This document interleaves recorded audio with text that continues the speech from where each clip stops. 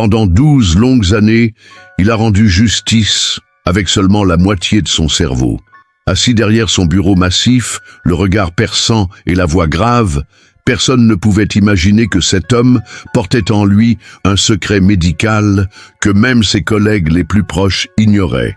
Ce n'était pas un juge ordinaire, c'était un survivant.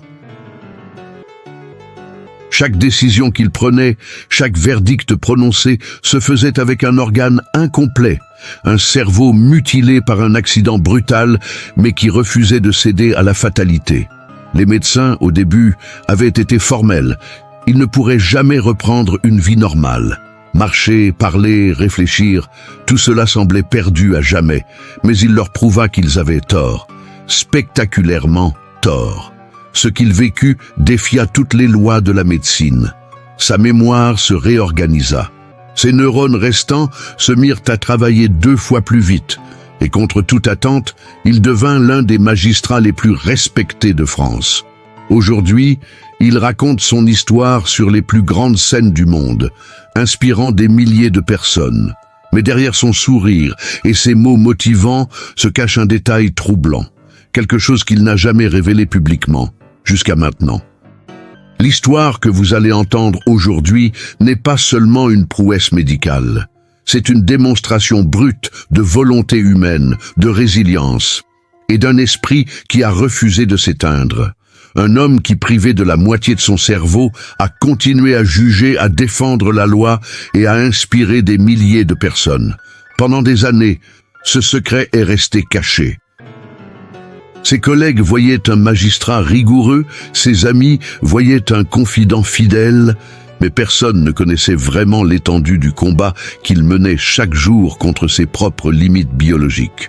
Aujourd'hui, nous allons plonger dans son parcours, l'accident qui a changé sa vie, les premiers diagnostics, les nuits où il doutait de pouvoir continuer et les instants incroyables où il a surpassé toutes les prévisions médicales. Vous découvrirez comment un cerveau humain, même amputé de la moitié de sa masse, peut réinventer ses connexions pour accomplir l'impossible. Avant de continuer, abonnez-vous à cette chaîne et activez la cloche pour ne pas manquer les histoires médicales les plus incroyables. Ici, nous explorons les limites de la science et les récits qui défient toute logique. Et dites-moi dans les commentaires, de quel pays et de quelle ville nous regardez-vous ? Préparez-vous, car au-delà de l'histoire inspirante, il existe un aspect de son rétablissement qui intrigue encore les plus grands spécialistes. Un détail neurologique si étrange que certains médecins refusent d'en parler publiquement. C'est ce mystère que nous allons percer, pas à pas. Chapitre 1. Le jour où tout a basculé. C'était un matin d'hiver glacial, le genre de journée où Paris semblait enveloppé d'un silence feutré. Le juge Armand Villeneuve, 52 ans, buvait son café en consultant les dossiers du procès prévus pour l'après-midi. Rien n'indiquait que dans quelques heures, sa vie basculerait de manière irréversible. En quittant son appartement, il descendit les marches précautionneusement. Mais à peine avait-il mis le pied sur le trottoir gelé qu'une voiture, surgissant à toute vitesse d'une rue adjacente, perdit le contrôle. Le choc fut brutal. Armand fut projeté contre un lampadaire, sa tête heurtant violemment le métal. Les témoins coururent, certains appelant les secours, d'autres tentant de le maintenir conscient. Il respirait encore, mais ses yeux semblaient fixer un point invisible. Un filet de sang coulait de son oreille droite, un signe alarmant pour tout urgentiste. À l'hôpital de la Pitié-Salpêtrière, l'équipe médicale se mit immédiatement au travail. Le scanner cérébral révéla l'impensable, un traumatisme crânien massif avec des lésions si étendues qu'il faudrait retirer la moitié gauche de son cerveau pour éviter une mort certaine.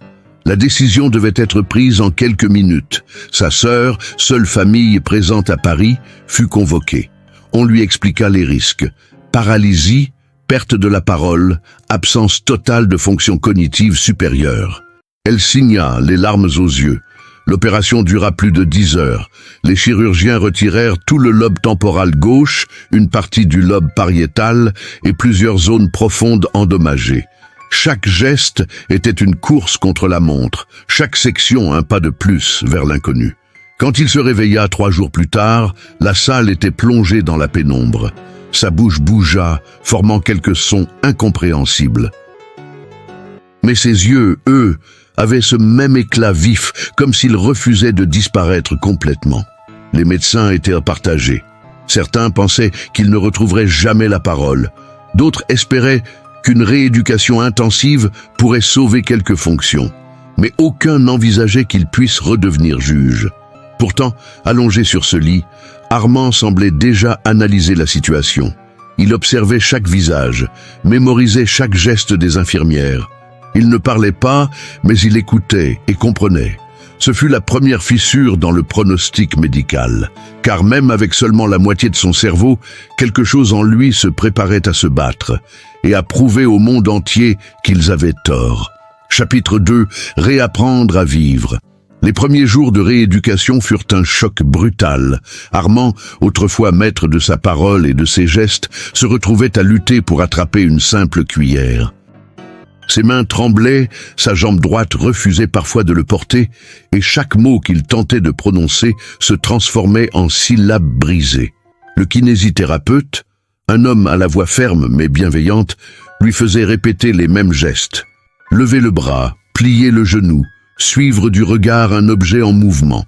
Chaque exercice semblait anodin, mais pour Armand, c'était un combat acharné. La logopède, ou orthophoniste, lui apporta un tableau de mots simples: pain, eau, livre. Les premières séances furent un échec. Les sons restaient coincés quelque part entre son cerveau et sa bouche. Pourtant, il persistait, les yeux fixés sur les lettres, comme s'il voulait les graver dans sa mémoire. Au bout de 3 semaines, un miracle discret se produisit. Alors que la thérapeute lui montrait la photo d'un marteau, il prononça distinctement « outil ». Le mot n'était pas exact, mais il était juste assez proche pour faire comprendre son intention. Un éclat de victoire illumina son regard. Les médecins commencèrent à remarquer quelque chose d'étrange. Malgré la perte d'une partie massive de son cerveau, certaines zones de l'hémisphère droit semblaient se réorganiser. Les examens montraient une activité inhabituelle, comme si les neurones cherchaient à recréer des fonctions perdues. Armand, lui, ne se contentait pas des exercices prescrits.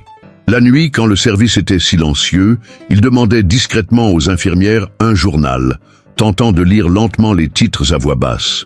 Personne ne savait vraiment pourquoi il s'acharnait autant, mais lui, oui, il voulait redevenir juge.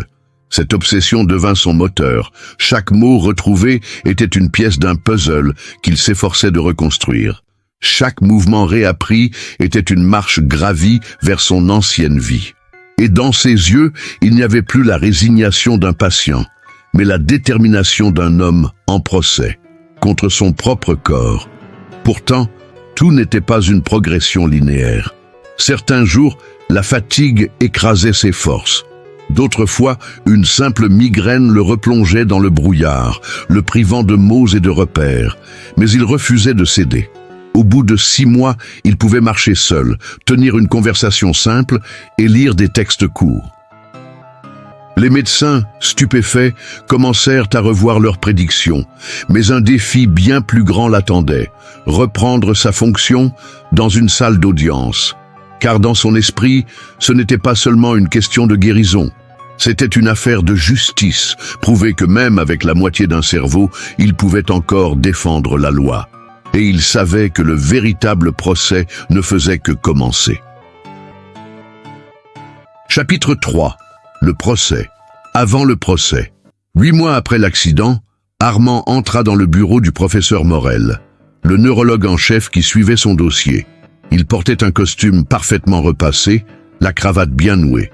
Ce n'était pas seulement une visite médicale, c'était une déclaration. « Docteur, je veux reprendre mon poste. » Le silence qui suivit fut lourd.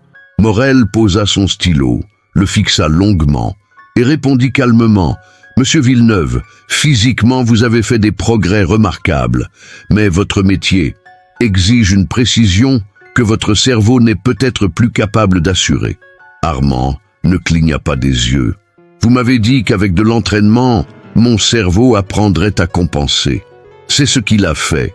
Et je ne suis pas revenu ici pour demander la permission, mais pour vous prévenir. Le neurologue soupira. Il savait qu'aucun argument médical ne détournerait cet homme de son objectif. Alors il sortit un dossier et le posa devant lui. Très bien. Mais avant de remettre la robe, vous devrez passer une série de tests. Logique, mémoire, prise de décision. Si vous échouez, c'est terminé. Les tests eurent lieu sur 3 jours. Exercice de mémoire immédiate, scénario juridique simulé, épreuve d'attention soutenue. Armand se concentra comme s'il plaidait pour sa propre vie. Il savait que chaque seconde d'hésitation serait interprétée comme une faiblesse. Les résultats arrivèrent une semaine plus tard. Sur la plupart des épreuves, il dépassait largement la moyenne. Sur d'autres, il montrait une méthode inhabituelle, contournant ses déficits en inventant de nouvelles stratégies mentales. C'était irrégulier, mais brillant. La nouvelle de son possible retour se répandit rapidement dans les couloirs du palais de justice. Certains collègues le soutenaient, admirant sa force. D'autres murmuraient qu'il mettait en danger la crédibilité de la cour. Le Conseil supérieur de la magistrature convoqua une audience interne. Dans la salle, Armand se leva, le regard fixe. « Messieurs, dames, on m'a déjà condamné une fois lorsque les médecins ont dit que je ne pourrais plus servir. Je suis ici pour faire appel. » Il plaida sa cause, non pas avec la force d'un avocat, mais avec la conviction d'un homme revenu de l'impossible. Et, contre toute attente, le Conseil vota en sa faveur. Une date fut fixée pour son retour. Mais personne ne savait encore qu'en reprenant sa place derrière le banc des juges, Armand allait se retrouver face à une affaire qui testerait non seulement ses compétences, mais les limites même de son cerveau reconstruit. Chapitre 4. Le banc de l'épreuve. Le matin de son retour, le palais de justice semblait plus silencieux que d'habitude. Les couloirs étaient pleins de regards curieux, certains admiratifs, d'autres sceptiques. Armand, robe noire sur les épaules, avançait d'un pas mesuré, chaque mouvement pesé, comme s'il réapprenait à habiter ce lieu qu'il connaissait par cœur. La salle d'audience était bondée. Journalistes, avocats, magistrats, tous voulaient nous voir si l'homme à moitié de cerveau pouvait encore rendre la justice. La chaleur des projecteurs accentuait la tension. L'affaire du jour semblait simple. Un litige commercial banal. Mais derrière les dossiers empilés se cachait une complexité inattendue, avec des clauses obscures, des preuves contradictoires et des témoignages qui se contredisaient à chaque phrase. Dès l'ouverture des débats, Armand sentit une pression inhabituelle. Les voix des avocats semblaient se superposer. Les documents se mélangeaient dans son esprit. Il ferma les yeux un instant, cherchant ce nouveau chemin neuronal qu'il avait appris à utiliser en rééducation. Petit à petit, il commença à poser des questions précises, ciblées, qui coupaient court aux digressions. Les avocats, surpris, se recalibrèrent. Armand reprenait le contrôle, imposant son rythme à la salle. Mais au milieu de l'audience, un témoin changea soudain sa version. Les murmures envahirent la salle. L'instant nécessitait une réaction rapide, une analyse instantanée des conséquences juridiques. Armand sentit un voile lui traverser l'esprit, une seconde de vide absolu. Dans ce bref trou noir, il se souvint des exercices de mémoire visuelle de la rééducation. Les images des pages du dossier lui revinrent, nettes comme projetées sur un écran intérieur. En quelques secondes, il reconstitua la contradiction et confronta le témoin avec une précision chirurgicale. Le silence qui suivit sa question fut lourd. Le témoin balbutia, puis avoua. La salle entière sembla retenir son souffle avant que les murmures ne reprennent, cette fois admiratifs. En levant la séance, Armand se leva lentement, conscient que ce n'était pas juste une victoire juridique. C'était la preuve aux yeux de tous, et surtout aux siens, qu'il pouvait encore exercer sa fonction au plus haut niveau. Mais dans un coin de la salle, un homme l'observait sans dire un mot. Un ancien confrère, disparu depuis des années, et qui connaissait un secret sur l'accident d'Armand. Leur prochaine rencontre allait tout changer. Chapitre 5. L'homme à l'ombre. La pluie tombait fine sur les marches du palais de justice. Armand, encore imprégné de l'intensité de l'audience, descendait lentement, saluant quelques journalistes. C'est alors qu'une silhouette se détacha de la foule, avançant vers lui d'un pas assuré. L'homme portait un long manteau gris, le col relevé, et un chapeau qui masquait partiellement son visage. Mais dès qu'il parla, Armand reconnut cette voix grave, légèrement rauque. Cela faisait longtemps, Armand. C'était Étienne Valcourt, ancien procureur adjoint, disparu des radars après un scandale politique 10 ans plus tôt. Aucun dossier officiel ne mentionnait son retour. Pourtant, le voilà à quelques mètres, l'observant avec une intensité dérangeante. « On t'a raconté que ton accident était un hasard, n'est-ce pas ?» demanda Étienne, un demi-sourire aux lèvres. Armand fronça les sourcils. « Une voiture qui perd le contrôle. C'est ce que tout le monde sait. » Étienne secoua la tête. « La voiture ne t'a pas frappé par hasard. Elle te visait. Et si je suis là aujourd'hui, c'est parce que ceux qui ont voulu ta mort savent que tu es de retour. » Un frisson parcourut la nuque d'Armand. Les mots d'Étienne résonnaient trop clairement pour être de simples insinuations. « Pourquoi maintenant ?» demanda-t-il, la voix plus basse. Étienne jeta un coup d'œil autour de lui, comme pour s'assurer qu'il n'était pas observé. « Parce que l'affaire que tu viens de juger touche à ces mêmes personnes. Et crois-moi, elles n'ont pas oublié ce que tu sais ou ce que tu pourrais découvrir. » Armand sentit le sol se dérober sous ses pieds. Pendant des années, il avait cru que sa lutte était purement médicale, un combat contre la biologie. Mais si Étienne disait vrai, il s'agissait aussi d'une guerre invisible, dont il ignorait être l'une des cibles principales. Avant qu'il ne puisse poser d'autres questions, Étienne glissa un petit carnet dans la poche intérieure de son manteau. « Lis ça seul, et prépare-toi. La moitié de ton cerveau a survécu, mais c'est peut-être l'autre moitié qui sera mise à l'épreuve. » Puis il disparut dans la foule, laissant Armand immobile sous la pluie, le cœur battant plus vite que jamais. Ce carnet, il le sentait, contenait des réponses, mais aussi des dangers qu'il n'était peut-être pas prêt à affronter. Chapitre 6. Le carnet des ombres. De retour chez lui, Armand posa son manteau encore humide et verrouilla la porte. Il sortit le petit carnet que Valcourt avait glissé dans sa poche. Reliure noire, coin usé, odeur de vieux papier. Aucun titre, juste une initiale gravée sur la couverture. M. Assis à son bureau, il l'ouvrit avec prudence. Les premières pages contenaient des noms, des dates et de courtes annotations énigmatiques. Rendez-vous annulé, transfert confirmé, témoin silencé. Rien ne semblait relier ces fragments, jusqu'à ce qu'il arrive à la page 17. Là, en lettres capitales, figurait son propre nom, Armand Villeneuve. En dessous, une date, 12 février, le jour exact de son accident. Et une phrase, collision exécutée, cible neutralisée, séquelles attendues. Armand sentit son souffle se bloquer. Les mots dansaient devant ses yeux. Cela signifiait que l'accident n'avait rien d'un hasard, et pire encore, que ces séquelles avaient été prévues. En tournant les pages, il tomba sur un dossier plus détaillé. Affaire 417B. Villeneuve vs Delacroix Industrie. Un procès vieux de 15 ans, où Armand avait condamné l'une des plus puissantes entreprises de France pour corruption et détournement de fonds publics. Il se souvenait parfaitement de cette affaire. Les preuves étaient accablantes, mais il avait fallu affronter des pressions politiques énormes. Ce verdict avait valu à Armand le respect de ses pairs et la haine durable de certains ennemis. Selon les notes d'Étienne, Delacroix Industrie n'avait jamais accepté cette défaite. Des transactions secrètes, des témoins disparus, des juges achetés. Le carnet détaillait un réseau d'influence capable de manipuler à la fois le monde politique et judiciaire. Une page, en particulier, attira son attention. Un croquis, montrant une silhouette devant un tribunal, barré d'une croix rouge. À côté, une phrase manuscrite, « Si la mémoire ne peut être effacée, réduire les capacités ».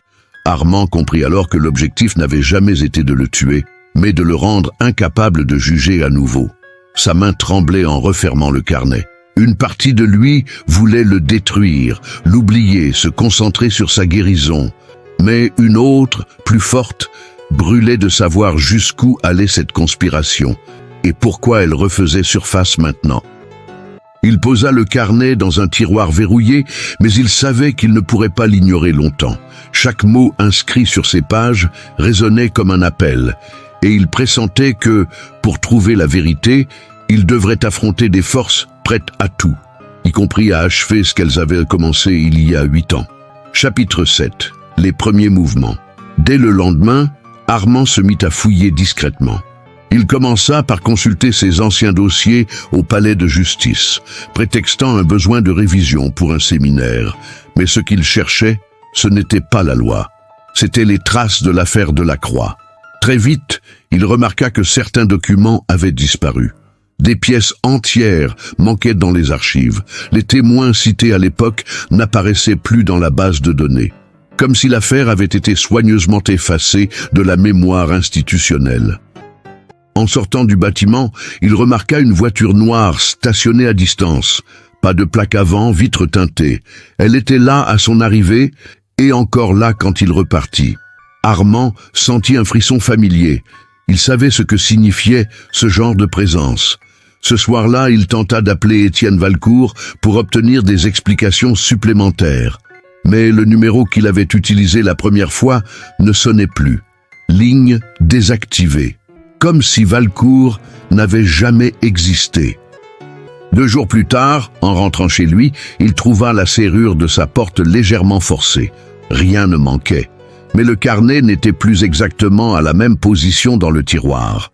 Quelqu'un avait fouillé et avait voulu qu'il le sache. La tension monta d'un cran lorsqu'il reçut une enveloppe anonyme par courrier. À l'intérieur, une seule feuille avec une phrase imprimée en lettres capitales. Ce qui reste de votre cerveau ne supportera pas une autre chute. L'avertissement était clair. Il ne se contenterait pas de l'intimider verbalement. S'il poursuivait, il frapperait à nouveau. Et cette fois, peut-être qu'il n'y aurait pas de rééducation possible. Mais au lieu de céder à la peur, Armand sentit sa détermination se renforcer. Chaque menace, chaque absence de réponse ne faisait qu'alimenter son besoin de vérité. Il décida alors de contacter une vieille alliée, la journaliste d'investigation Claire Dubois, connue pour sa ténacité et ses sources improbables. Lorsqu'il la retrouva dans un petit café de Montmartre, elle écouta son histoire sans l'interrompre, ses yeux s'agrandissant à mesure qu'il dévoilait les détails. Quand il posa le carnet sur la table, elle le regarda comme si elle venait de tenir une bombe. « Si ce que tu dis est vrai, Armand, tu ne te bats pas contre des criminels ordinaires. Tu te bats contre un système entier. Et crois-moi, ce système sait exactement comment faire taire ceux qui parlent trop. » Chapitre 8. Le bruit dans les ombres. Dès leur rencontre terminée, Claire quitta Paris pour rejoindre une source dans le sud de la France. Elle avait promis à Armand de rester discrète, mais il savait qu'avec elle, discrétion signifiait agir vite et fort. 3 jours plus tard, un article anonyme apparut sur un site d'investigation indépendant. Le texte, court mais précis, mentionnait des preuves d'une manipulation judiciaire impliquant un grand groupe industriel français. Aucune entreprise n'était citée, mais ceux qui savaient lire entre les lignes y voyaient immédiatement Delacroix Industries. L'effet fut immédiat. Le lendemain, Armand reçut un appel du président de la cour d'appel, exigeant qu'il explique son lien avec Claire Dubois. L'avertissement était clair. Vous jouez avec votre carrière, Villeneuve. Ce soir-là, alors qu'il rentrait chez lui, Armand sentit une présence derrière lui dans la rue étroite menant à son immeuble. Il se retourna. 2 silhouettes encapuchonnées, immobiles. Pas un mot. Juste cette pression sourde, comme une menace silencieuse. Claire, de son côté, venait de découvrir que 2 témoins clés de l'affaire de 15 ans plus tôt avaient disparu dans des accidents presque identiques à celui d'Armand. Les circonstances étaient trop similaires pour être des coïncidences. Elle envoya un message crypté à Armand. « On est sur le bon chemin, mais ils savent que je fouille. Ne réponds pas. Demain, 8 heures, Pont Neuf. Viens seul. » Le matin venu, il se rendit au Pont Neuf. La brume recouvrait la Seine, étouffant les bruits de la ville. Claire apparut de l'autre côté, un dossier à la main. Mais avant qu'elle ne puisse lui tendre, une moto surgit de nulle part, lui arrachant le sac et disparaissant à toute vitesse. Armand courut, mais la moto avait déjà disparu dans les ruelles. Claire, haletante, murmura « Il y avait des copies dans mon sac, mais pas l'original. Ils savent que j'ai encore quelque chose. » Ce jour-là, Armand comprit que le jeu avait changé. Ils n'étaient plus simplement en train de chercher des preuves. Ils étaient devenus la preuve vivante que Delacroix Industries voulait effacer. En rentrant chez lui, il reçut un message anonyme sur son téléphone. « Prochain mouvement, c'est ton dernier. » Et pour la première fois depuis son retour au tribunal, il se demanda si son cerveau reconstruit tiendrait jusqu'à la fin de cette partie. Chapitre 9. La salle des décisions. Le soir même, dans l'appartement exigu de Claire, ils étalèrent sur la table les quelques preuves qu'ils avaient réussi à conserver. Plan de bâtiment, horaire de réunion, photographies floues prises à distance. Tout pointait vers un événement crucial, un conseil exécutif de Delacroix Industries prévu pour le vendredi suivant, dans un hôtel particulier discret du 7e arrondissement. Si on arrive à entrer et enregistrer ce qui se dit là-dedans, c'est fini pour eux, souffla Claire, ses yeux brillants d'une détermination dangereuse. Armand hocha la tête. Il savait qu'il n'était pas un espion, mais il avait plaidé assez d'affaires pour savoir que la vérité brute avait plus de poids qu'un millier de rumeurs. Ils mirent au point un plan. Claire, se faisant passer pour une traductrice de documents confidentiels, utiliserait de faux papiers d'identité. Armand, lui, se glisserait parmi le personnel d'entretien engagé pour la soirée. Leur couverture serait fragile, mais c'était leur seule chance. Le jour venu, la tension était palpable. Armand, vêtu d'une combinaison de maintenance, passait inaperçu dans l'agitation des préparatifs. Claire, habillée sobrement, feignait de traduire des notes au coin d'une grande salle lambrissée. Vers 20 heures, les membres du conseil arrivèrent. Des hommes et des femmes en costume, escortés par des gardes du corps. Armand reconnut immédiatement le visage d'Henri Delacroix, le PDG, un homme qu'il n'avait vu qu'à travers des photographies lors de son procès 15 ans plus tôt. La réunion commença derrière des portes closes. Grâce à un micro-miniature dissimulé dans le chariot de nettoyage, Armand interceptait chaque mot. Ce qu'il entendit glaça son sang. Discussion sur des projets d'élimination de cibles judiciaires, sur des mesures correctives pour empêcher toute réouverture d'affaires et surtout la confirmation directe que son accident avait été ordonné par ce conseil. Mais alors qu'il tentait de sauvegarder l'enregistrement, un bruit de pas précipité résonna dans le couloir.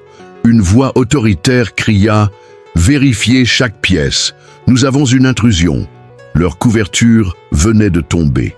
Claire, depuis la salle, intercepta un regard suspicieux d'un des membres et sut qu'il n'avait plus que quelques minutes. Elle quitta sa chaise, rejoignit Armand dans le couloir et sans un mot, ils se dirigèrent vers la sortie de service. Mais à mi-chemin, deux gardes leur barrèrent la route. Les regards étaient froids, calculés. Vous n'êtes pas censé être ici. Armand sentit son cœur accélérer, son esprit calculant toutes les issues possibles. D'un geste rapide, Claire fit tomber son sac, laissant s'échapper une pile de documents falsifiés qui attirèrent l'attention des gardes. Profitant de la confusion, ils se faufilèrent par une porte latérale et disparurent dans la nuit parisienne, avec dans la poche d'Armand un enregistrement qui pouvait faire tomber un empire. Chapitre 10. Le dernier verdict. De retour dans l'appartement de Claire, trempé par la pluie et le cœur battant encore à toute allure, ils branchèrent immédiatement le micro sur son ordinateur. Les voix captées dans la salle du conseil résonnèrent dans la pièce. Froide, méthodique, criminelle. Armand n'avait plus de doute. Ces hommes et femmes représentaient une menace bien au-delà de sa propre histoire. « On doit publier ça maintenant », dit Claire, ses doigts déjà prêts à envoyer l'enregistrement à plusieurs journalistes et plateformes sécurisées.